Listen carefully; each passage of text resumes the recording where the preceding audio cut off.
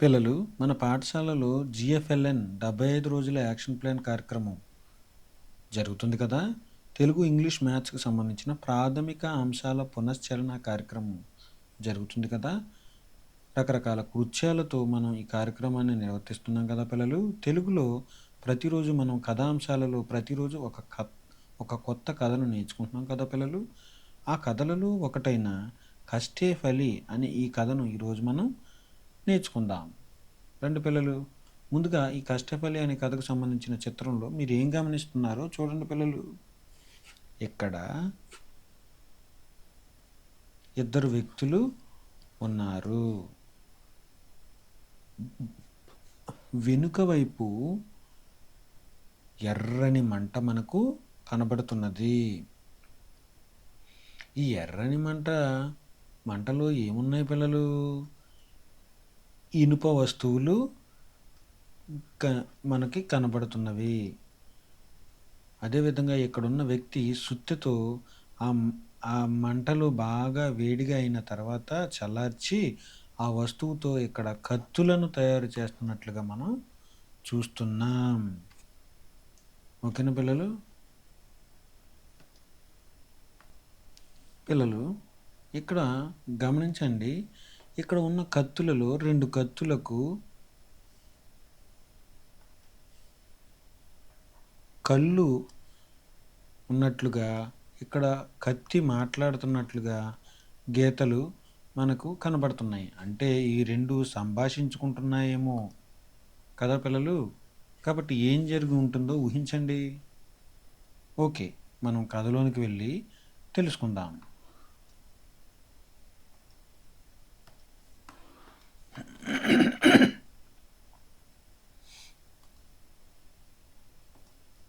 పిల్లలు, కష్టేఫలి అనే కథను చదువుదాం. ఒక గ్రామంలో బోమయ్య అనే వ్యక్తి ఇనుముతో రకరకాల వస్తువులను తయారు చేసేవాడు. ఒకరోజు బోమయ్య 2 కొడవళ్లను తయారు చేశాడు. అదే సమయంలో రాజయ్య అనే వ్యాపారి 2 కొడవళ్లను కొనుక్కొని సంతకు వెళ్ళాడు. సంతలో మొదటి కొడవలి నన్ను ఒక రైతుకు అమ్మాలని రాజయ్యను వేడుకుంది. రెండవ కొడవలి నన్ను ఎవరికీ అమ్మకూడదని, నేను ఇంటి వద్దనే ఉంటానని చెప్పింది. సంతలో ఒక రైతు మొదటి కొడవలిని కొన్నాడు. రెండవ కొడవలిని ఎవరికి అమ్మివేయకుండా ఇంటికి తీసుకెళ్ళాడు. కొన్ని రోజుల తర్వాత మొదటి కొడవలి పదును పోవటంతో ఆ రైతు భూమయ్య వద్దకు తీసుకుని వచ్చాడు. ఇంట్లో పడి ఉన్న రెండవ కొడవలి మొదటి కొడవలిని పలకరించి, నువ్వు ఇలా ఎందుకు తలతలా మెరుస్తున్నావు? నేను ఇలా ఎందుకు తుప్పు పట్టాను అని అడిగింది. వెంటనే మొదటి కొడవలి, నేను వరి కోతల సమయం కాబట్టి ఎక్కువ పని చేశాను, అందుకే ఈ విధంగా తలతలా మెరుస్తున్నానని చెప్పింది. మరి రెండవ కొడవలి ఎందుకు తుప్పు పట్టిందో ఆలోచించండి పిల్లలు. పిల్లలు, ఈ కథను మీరు గమనించారు కదా. ఈ కథలో మనం నేర్చుకున్న సారాంశం ఏంటి పిల్లలు? రెండవ కొడవలి ఏ పనికి చేయటానికి సిద్ధంగా లేదు, కానీ మొదటి కొడవలి రైతు చేతిలో పనికి ఉపయోగపడాలని, పని చేయాలని సిద్ధపడింది. అందుకే ఆ కొడవలి, రైతు చేతిలో ఉపయోగపడిన కొడవలి తలతలా మెరుస్తుంది. ఏ పనికి ముందుకు రాని కొడవలి ఇంట్లోనే ఉంటూ అది తుప్పు పట్టి పాడైపోయింది. కావున పిల్లలు, మీరు కూడా నేర్చుకునే విషయంలో అలసత్వం వహించకుండా చక్కగా చురుకుగా ఉంటూ అన్ని విషయాలను నేర్చుకోవాలి. ఏ విషయాన్ని నేర్చుకోవటానికి ఇష్టపడక ఒక మూలనే ఉంటూ ఎలాంటి అంశం పట్ల ఆసక్తి చూపించకపోతే మనము విలువలేని వారముగా అవుతాము.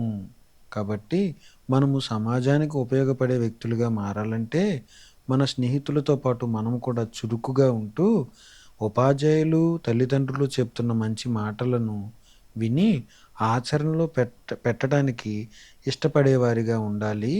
అప్పుడే ఆ కొడవలి తలతలా మెరిసినట్లుగా మన యొక్క భవిష్యత్తు కూడా చక్కగా ఉంటుందని ఈ కథ ద్వారా మనం నేర్చుకున్నాం.